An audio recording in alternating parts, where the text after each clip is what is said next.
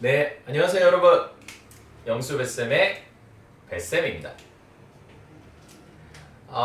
자, 오늘의 주제는 능동태와 수동태입니다. 말이 좀 어렵죠 일단.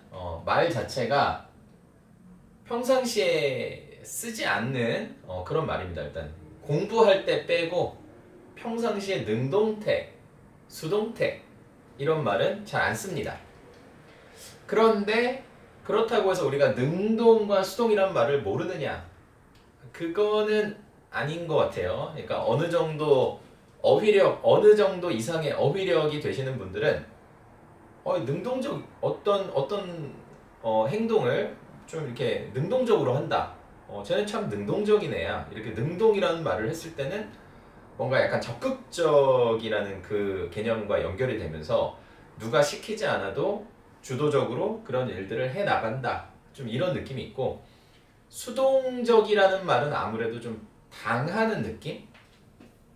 내가 이제 뭘 한 게 아니라 너는 왜 이렇게 사람이 수동적이냐? 그러니까 왜 시키는 일만 하냐? 네가 먼저 하는 것이 아니라 누가 너한테 이제 명령을 하면 뭐 알았어요 이렇게 하면서 그냥 이렇게 그런 의미냐? 그래서 이 태라는 글자만 빼면 능동이라는 말과 수동이라는 말은 사용을 합니다. 근데 이제 아무튼 여기다가 태라는 글자를 하나를 넣어가지고 능동태, 수동태 이제 이렇게 하니까는 어렵게 느껴질 수 있는 겁니다. 그래서 좀 까다로운 부분이 되겠지만 또 어떻게 보면은 규칙은 상당히 간단하거든요. 제가 여기서 또 좀 개인적인 또 얘기를 좀 말씀을 드리면은, 제가 이제 채널명이 영수뱃쌤인데 영수뱃쌤인 이유가 제가 이제 영어도 하고 수학도 하기 때문이거든요. 근데 영어와 수학은 다른 학문이죠. 당연히 다른 학문인데 저는 이제 공부를 해나가면서 제가 개인적으로 느낀 것은 다른 학문은 제가 이제 일단은 모르겠어요. 제가 다른 걸 잘하는 건 없기 때문에. 그럼 영어하고 수학을 봤을 때는 분명히 다른 학문이지만 그 뭔가 비슷한 부분이 분명히 있다. 둘 다 이제 어쨌든, 그러니까 영어는 학문이라고 하기도 좀 그래요. 영어는 그러니까 언어니까 수학하고 좀 다른 느낌이 있지만 그래도 이제 이걸 학문적으로 접근할 수도 있거든요. 그냥 언어가 아니라 이제 연구하는 목적으로. 특히 이제 문법 쪽이 그런 부분인데, 그러니까 규칙성이 있는 겁니다. 수학도 이제 규칙성을 주로 하는 그런 수열 같은 단원이 있듯이 영어는 그렇게 규칙성을 다루는 그런 부분들이 많거든요. 이제 우리가 그걸 문법이라고 부르고 이제 암기를 하는 거죠. 이해를 하고. 근데 이제 사실 가만히 따져보면 또 예외도 많기 때문에 이제 수학은 예외가 없다. 영어는 예외가 있다. 뭐 이런 차이. 그래서 저는 이제 어떤 그런 부분이 매력적이었던 겁니다. 제가 이제 언어도 좋아하고 또 이제 수학은 또 나름대로 그렇게 어떤 그 중간에 연결고리 안에서 둘 중에 어느 하나 포기하고 싶지 않다. 둘 다 잘하고 싶다. 이제 이렇게 해서 이제 개인적으로 공부를 계속 깊게 많이 하다 보니까는 이제 어쨌든 이렇게 됐습니다. 그래서 오늘은 능동태와 수동태라는 부분이 워낙 양이 방대하기 때문에, 양이 굉장히 많습니다. 많기 때문에 이걸 다 다룰 수는 없고요. 당연히 이 영상에서는 능동태가 무슨 의미인지, 수동태가 무슨 의미인지 그 의미적인 부분 첫 번째로 그것을 다루겠고요. 두 번째에서는 이제 제가 이제 한글을 통해서 먼저 그 의미를 다룬 다음에 이걸 영어로 바꿀 때는 어떠한 공식이 적용되는지, 방금 말씀드렸듯이 영어인데도 공식이 있다. 수학 공식처럼 그 공식을 적용하는 과정을 좀 말씀을 드릴 겁니다. 그리고 마지막으로 세 번째는 이제 그러다 보니까 능동태, 수동태는 살짝 서로 반대되는 개념이 있거든요. 그래서 이것을 한 대여섯 가지 표현을 통해서 익혀보는, 그렇게 연습을 해보는 그런 시간을 가져보도록 하겠습니다. 자, 그럼 첫 번째, 먼저 의미를 한번 살펴볼게요. 자, 여기 보시면은 조금 제가 잔인한 예문을 들었는데 그래도 이제 이게 느낌이 확 오거든요. 확 오기 때문에 제가 일부러 이제 이렇게 했습니다. 자, 그러면은 여기 보시면 두 사람이 등장하거든요. 자, 존이라고 하는 사람이 등장하고 수잔이라는 사람이 등장을 해요. 그럼 제가 존한테는 파란색 동그라미를 치고 수잔에는 빨간색 동그라미를 쳐보겠습니다. 자, 그럼 이렇게 됐을 때 존이 수잔을 죽였죠. 존이 수잔을 죽였다. 그럼 이제 우리가 이런 상황을 보통 어떻게 얘기합니까? 존이 수잔을 죽였다라고 했을 때 어우 이러면 안 되죠, 그렇죠? 그럼 이제 존은 가해자가 되는 거죠. 가해자. 살인자. 사람을 죽였잖아요, 그렇죠? 사람을 죽이고 이 죽였다는 동작을 한 사람이잖아요, 존이. 그래서 왜 어떤 이유 때문에 사람을 죽였는지까지는 모르겠지만 오늘은 그런 이면의 내용을 다루는 것이 아니라 죽였다라는 이 의미. 그래서 존이 수잔을 죽였다고 이제 이 수잔이 피해자가 되는 겁니다. 피해자가 됩니다. 수잔이 죽은 거죠, 그러니까. 그래서 이렇게 이 동사를 보면 이게 동작이 되겠죠. 죽인다라는 동작. 지금 구체적으로 여기서 어떻게 죽였는지는 안 나와 있어요. 뭐 목을 졸랐는지, 어디 높은 데서 밀었는지, 독극물을 탔는지 그런 구체적인 내용은 안 나와 있지만 존이라는 사람이 수잔에게 어떤 행위를 한 것이죠. 수잔이 죽음에 이르기까지의 그 행위를 존이 한 겁니다. 그래서 이런 식으로 이 죽였다라는 이 동작에 해당하는 그 행위를 한 사람, 누군가에게 어떤 대상에게 이 동작을 한 사람을 주인공의 자리에 두고, 맨 앞자리가 주어 자리거든요. 주인공 자리. 그래서 맨 앞자리에 이 행위를 한 사람을 주어로 놔서 그를 서술하는 그 형태를 능동태라 하자. 그래서 그렇게 그냥 약속을 한 거거든요. 그래서 이 말 자체는 뭐 대단히 어려운 것 같지만 사실은 그러니까 누가 죽였냐잖아. 예를 들어서 지금 이 문장에서는 누가 죽인 사람이냐, 누가 범인이냐. 그 범인의 입장에서 그를 서술한 것이 그게 능동태다. 자, 그러면 이거를 한번 수동태로 제가 한번 바꿔보겠습니다. 수동태로. 그럼 수동태는 어떻게 되냐면 주인공이 수잔이 되는 거예요. 수잔. 그러니까 주인공이 존이 아니라 존의 입장에서 그를 서술하는 것이 아니라 피해자인 수잔의 입장에서 그를 서술하는 겁니다. 그러면 수잔은 존에 의해 살해되었다.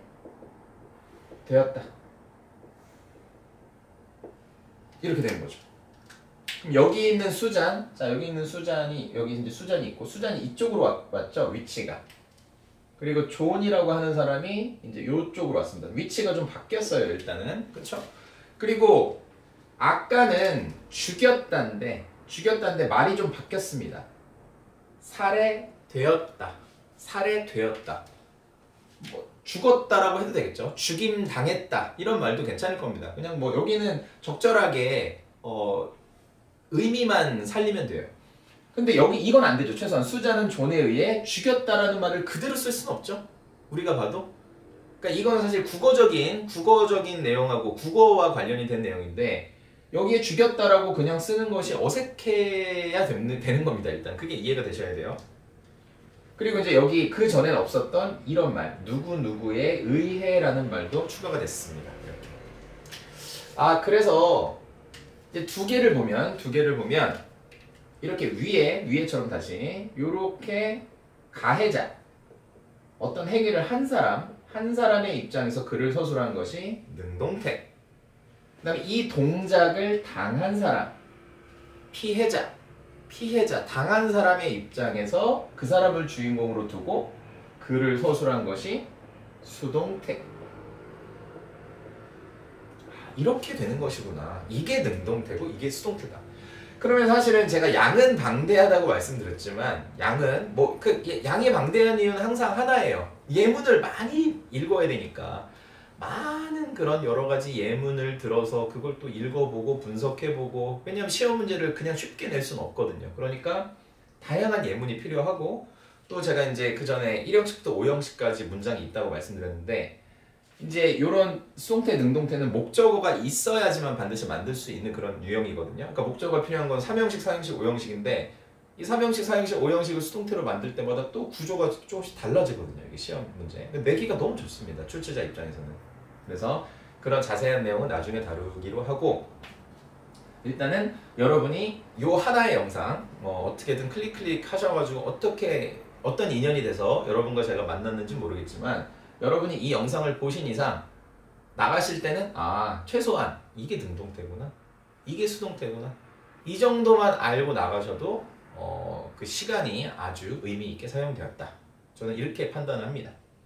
그래서 이제 첫 번째 지금 능동태와 수동태의 기본적인 의미에 대해서 설명드렸고요. 이제 두 번째 이걸 영어로 한번 바꿔보고 그럼 영어로 나타내보자.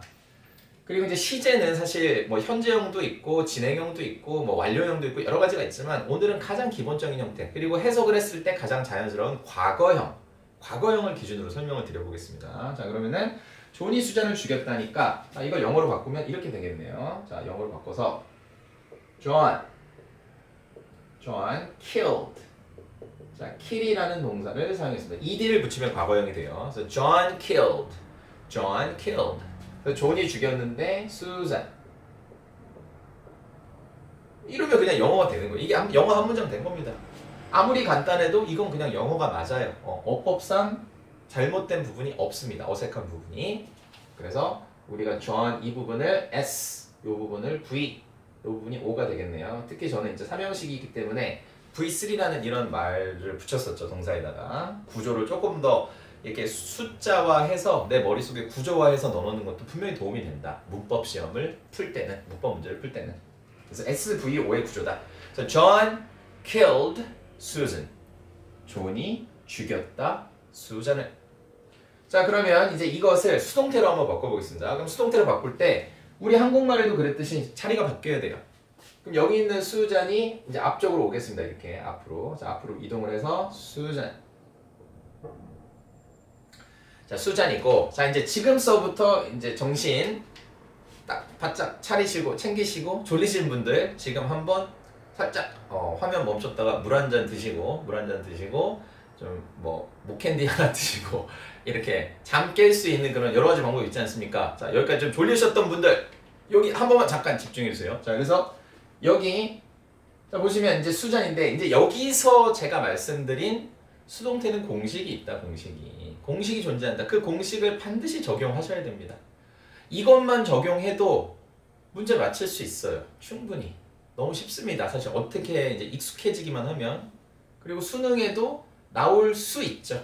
너무 이제 난이도 학생들이 수능 고3 정도 되면 워낙 수준이 높아지기 때문에 안 될 수도 있지만 그 보기 어법 문제 맞출 때 5개 중에 하나의 보기로는 뭐 충분히 넣을 수 있는 그런 게 되는 겁니다. 하여튼 너무 중요해요. 교과정상에서는 이 능동태와 수동태를 이해한다는 것은 상당히 중요합니다. 그러면 자, 첫 번째가 뭐냐? 반드시 자, 첫 번째 포인트 반드시 비동사가 들어가야 됩니다. 비동사.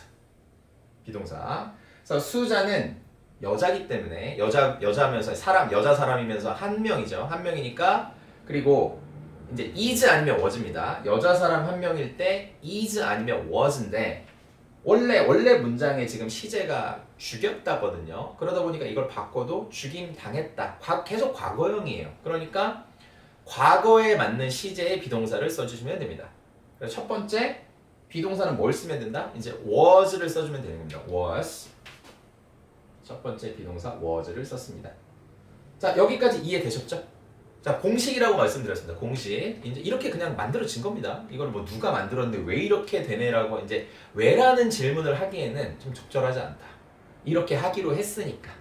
그래서 그럼 Susan was 자 그 다음에 이제 여기 자 여기도 정신 자 딱 잘 보셔야 됩니다. 자 그러면 여기인데 자 여기 제가 좀 강조해서 설명드리겠습니다. 그럼 이 자리에 자 먼저 결론부터 얘기할까요? 이 자리에 killed라고 쓰는 겁니다. 자 그러면 이제 제가 이렇게 설명드리면은 killed니까 이거는 그래도 요거 그대로 갖다 쓰는 거네. 이렇게 그대로 쓰는 거구나. 이렇게 생각하실 수 있잖아요. 충분히 그쵸? 저라도 그렇게 하겠어요. 근데 이게 아니라는 겁니다. 요걸 그대로 쓰는 게 아닙니다. 그럼 또 여기서 이게 뭐지? 영수배 쌤 아니, 똑같이 생겼잖아요. 똑같이 생겼는데 이걸 그대로 쓴 게 아니라뇨. 무슨 얘기입니까? 자, 잠시만 흥분을 좀 가라앉혀 주세요. 자, 이게 무슨 말씀이냐면은 이 kill이라는 동사는 얘가 3단 변화를 하거든요. 이 일반 동사의 3단 변화는 많이 들으셨죠? 어떻게 하셔야 됩니까? 무조건 외워주셔야 됩니다. 규칙 변화가 있고 불규칙 변화가 있는데 불규칙 안에도 또 규칙이 있어요, 사실은. 그래서 한번 처음에 외우실 때는 좀 어렵지만은 계속해서 꾸준히 하시다 보면 뭐든 되게 돼 있습니다. 외워집니다, 무조건. 자, 그래서 요 kill이라는 동사는 이렇게 3단 변화를 거칩니다. 요렇게. 그래서 맨 왼쪽에 얘가 기본형, 원형 요렇게 되는 거고요. 얘가 과거형이고 얘가 과거 분사형입니다. 아, 과거 분사형은 또 뭐니? 얘 때문에 머리가 아픈 거죠. 그러니까 다시 말씀드리면 정확하게 과거형과 과거 분사형이 생김새가 같은 경우가 꽤 있습니다. 상당히 많아요. 상당히 많기 때문에 kill도 그런 동사 중에 하나고, 그래서 얘는 우연히 여기 쓰였던 그 원래 능동태 문장에 쓰였던 동사를 그대로 가져다 쓴 것처럼 보입니다. 하지만 안 그런 경우도 대단히 많습니다. 그렇기 때문에 여기 요 부분은 요걸 그대로 갖다 쓴 게 아니라는 거.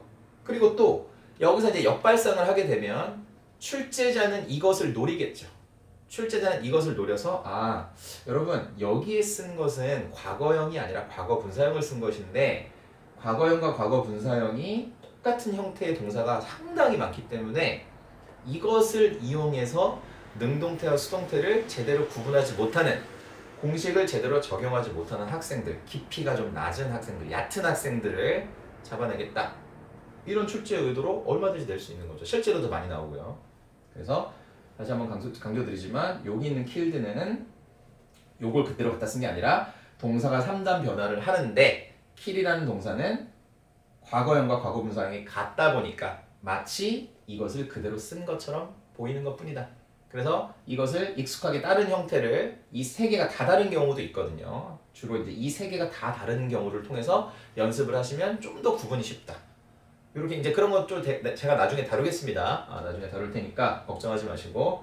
그래서 killed를 썼고요. 자, 마지막으로 아까 이제 한글에 보면은 뭐뭐에 의해라는 말이 생겼잖아요, 그렇죠? 누구에 의해서. 여기서 누구누구에 의해라는 건 가해자를 말하는 거죠. 가해자를 말하기 때문에 여기서는 그거는 99% by를 쓰신다고 보면 되고, 대신에 이 자리에 무조건 by만 오는 건 아니기 때문에 이제 그런 예외 사항에 대한 것은 또 나중에 하면 됩니다. 그래서 일단은 여기에 주로 거의 대부분 by가 오는구나. 자, by가 오고 여기에 맨 마지막에 가해자를 쓰면 되는데, 원래 대명사를 쓸 때는 목적격으로 쓰셔야 돼요. 목적격. 그러니까 지금 만약에 존 같은 경우는 남자니까 대명사 목적격으로 쓰면 힘으로 쓰면 되겠죠. 힘으로 쓰면 되지만 지금 사람 이름은 그냥 그 사람 이름 자체가 그대로 목적격이거든요. 그래서 존이라고 그냥 써주시면 되겠습니다. 그래서 자, 한번 두 개 한번 비교해 볼까요? 그래서 능동태는 자, John killed Susan. John killed Susan. 존이 죽였다 수잔을. 그런데 공식에 의해서 피해자인 수잔의 입장을 중심으로 해서 문장을 쓰면 어떻게 된다? Susan was killed. Susan was killed. 수잔이 죽임을 당했다.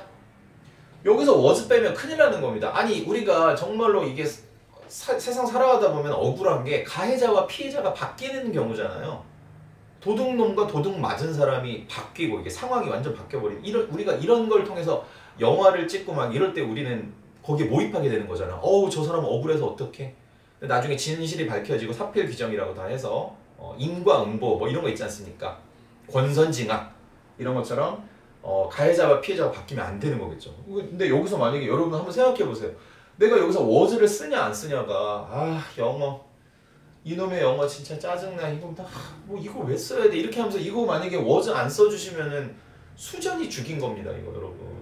그래서 물론 또 여기서 was를 썼을 때 was를 뺐을 때 또 어떤 그 하는 방법은 또 있어요. 이걸로 또 문제를 내긴 하는데 이제 일단 그런 건 안 다루겠습니다. 그래서 여기서 was를 빼면은 일단 수전이 죽였다라는 형태의 식으로 되기 때문에 수전이 가해자가 될 수도 있다. 그래서 여러분 가해자와 피해자 그런 것들을 생각했을 때는 한 사람의 운명이 완전히 바뀌어버리는 그런 중요한 순간이니까 내가 조금만 정신 차려서 이제 앞으로 수동태는 비동사, 그 다음에 과거분사, by 요 세 개가 필수 요소가 반드시 들어가야 되는구나. 이것만 익혀주셔도 여러분께서는 절대 제 영상을 보시면서 여러분들께서 쏟으신 그 20분, 30분이 억울하시지 않을 것이다. 시간 낭비가 아니었을 것이다. 강력하게 말씀드립니다. 네, 마지막으로 몇 가지만 연습해볼까요? 이제 우리가 간단하게 몇 가지 연습해보겠습니다. 이 부분은 I를 가지고 연습해볼게요. I. 자, 이제 이거를 가지고 쉽게 상대적인 개념. 누가 했다, 뭐 했다. 이렇게 상대적인 개념들이 몇 가지 있거든요. 그럼 이것을 내가 활용하게 되면은 이건 회화에도 상당히 많이 도움이 돼요. 회화에도. 그래서 자, 예를 몇 가지 한번 지금 머릿속에서 떠오르는 것들 몇 가지 한번 예를 들어보겠습니다. 자, 첫 번째. 만약에 I taught. 이 뒤에는 생략할게요. 자, 뒤에는 생략하고 I taught 하면은 내가 가르친 겁니다. I taught. 내가 가르친 거예요. 그런데 내가 가르친 건데 이거를 만약에 I was taught. 이 taught이라는 단어도 teach라는 동사의 과거형인데 teach는 또 kill과 마찬가지로 과거형과 과거분사형이 똑같이 생겼습니다. 그래서 I taught 하면은 나는 가르쳤다가 되지만 I was taught 하면 가르침을 받은 거죠. 우리가 흔히 가르침을 받았다라고 하는 것이 배웠다라고도 하지만 배웠다라는 learn이라는 동사 L-E-A-R-N 그 동사를 쓰지 않고도 능동태와 수동태의 이 어떤 원리를 통해서 이렇게 비동사 PP by, 비동사 PP by, PP라는 게 과거분사를 말씀드리는 거예요. 그래서 이런 어떤 구조의 변화를 통해서도 내가 새로운 단어를 활용하지 않고 사용하지 않고 가르쳤다, 가르침을 받았다, 즉 배웠다라는 의미를 나타낼 수 있다. 이거 아주 너무 편리하고 좋지 않습니까? 그래서 내가 가르쳤다, I taught, 난 배웠다, I was taught. 이거를 되게 빠르게 인식해서 말을 할 수 있는 사람은 상당히 이제 수준이 높은 겁니다. 이게 만약에 본능적으로 진짜 내가 뭘 외워서 이렇게 내가 이거 해야지 머릿속에다가 이렇게 이미 의식하고 있다가 배우가 이렇게 대사를 뱉어내는 거 그거 말고 진짜로 내가 순간적으로 이런 표현을 쓸 수 있다는 경지에 이르신 분은 상당히 고수이신 겁니다. 자, 두 번째, 또 만약에 I gave. 그럼 I gave 하면은 내가 준 거죠. 난 줬어.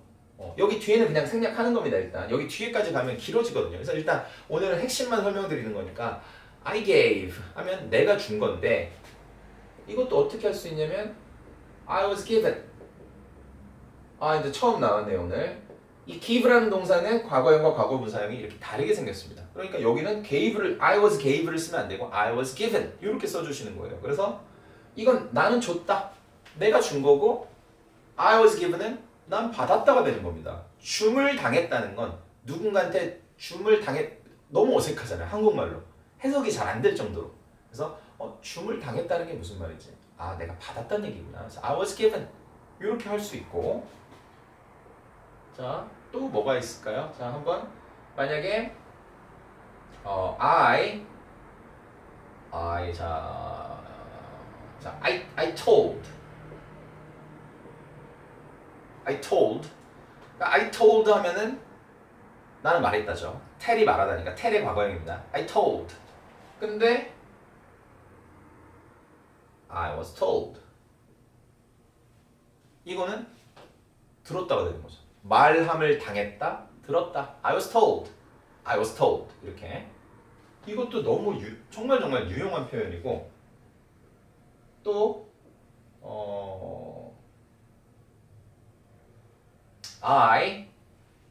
또 뭐가 있을까요?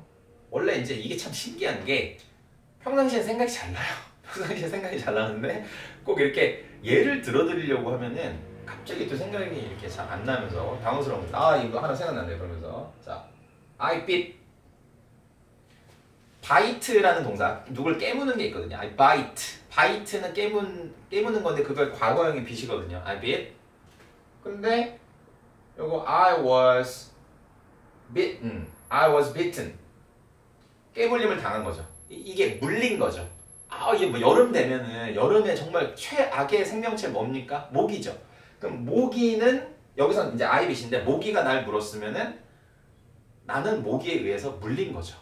내가 물렸을 때 I was bitten 이렇게 될 수 있는 거고 하나 정도만 더 해보겠습니다. 하나 정도만 더 해보면 뭐 비슷한 건데 I was hit hit도 hit 같은 경우는 이거 뭐 아시겠지만 혹시 모르시는 학생분을 위해서 hit은 세 개가 다 똑같이 생겼어요. hit 그래서 이게 도대체 뭐 기본형인지 과거형인지 과거 분사형인지 생김새만 가지고는 구분이 안 되죠. 근데 얘네가 문장 속에 들어갔을 때는 다 구분이 되셔야 됩니다. 이게 기본형을 쓴 건지 과거형을 쓴 건지 과거 분사형을 쓴 건지 그거를 읽어내는 그게 어떤 건지를 알아내는 그 능력이 있으신 분은 이미 고수의 반열로 가고 계신 겁니다. 그게. 자 그래서 여기서도 hit은 때리는 건데 I hit 하면 나는 때렸다가 되지만 I was hit 하면 뭐가 되는 겁니까? 나는 맞았다. 그래서 누구한테 맞은 거죠. 그래서 누구한테 맞았는지 뒤에 I was hit by 해서 by 다음에 그 날 때린 사람을 쓰면 되는 거죠.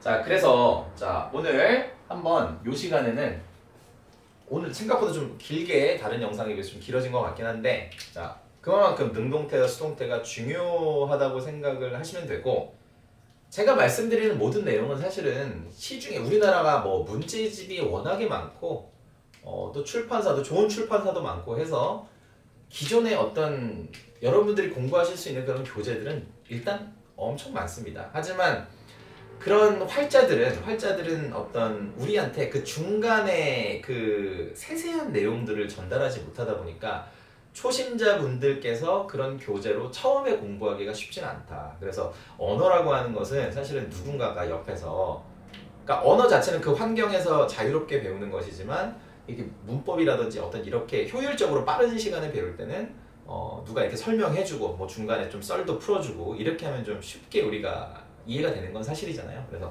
그런 점에서 여러분께서 영수배쌤 채널을 통해서 능동태와 수동태에 대해서 영상 하나로 그래도 기본적인 것들을 알게 됐다. 그러면은 이제 이게 됐으면 이제 그 다음번에 이걸 가지고 부정문도 만들어보고 의문문도 만들어보고 뭐 미래 시제로도 했다가 진행으로 했다가 뭐 그다음에 또 완료 시제로도 했다가 뭐 여러 가지 변형이 많거든요. 4형식, 5형식의 수동태 뭐 그게 고급 과정으로 가는 거겠죠. 그래서 그런 것들을 하나하나 해나가시다 보면 성취감이 느껴지실 것이고 시험 점수도 잘 나오게 될 것입니다. 그래서 오늘은 능동태가 뭔지 수동태가 뭔지 그걸 공식으로 적용하면 어떻게 되는지 그리고 어떤 상대적인 개념들로 과거형을 썼을 때와 비동사 PP형을 썼을 때 이런 것들이 있구나 이렇게 연습을 좀 해보는 시간을 가졌다 이렇게 생각해 주시면 되겠습니다. 그래서 자 오늘 영수배쌤의 내용은 여기까지 능동태 수동태는 여기까지 마치고요. 이렇게 저의 영상을 시청해 주시는 모든 시청자분들 감사합니다. 자, 끝까지 봐주신 분들 더더욱 감사드리고요. 이 영상이 조금이라도 도움이 되셨다면 구독과 좋아요, 알림 설정, 또 필요하신 추가적인 질문은 댓글을 통해서 여러분들의 의견을 남겨주시면 적극적으로 반영하면서 열심히 촬영하고 그렇게 살아나가는 영수배쌤이 되도록 하겠습니다. 자, 여러분 감사합니다.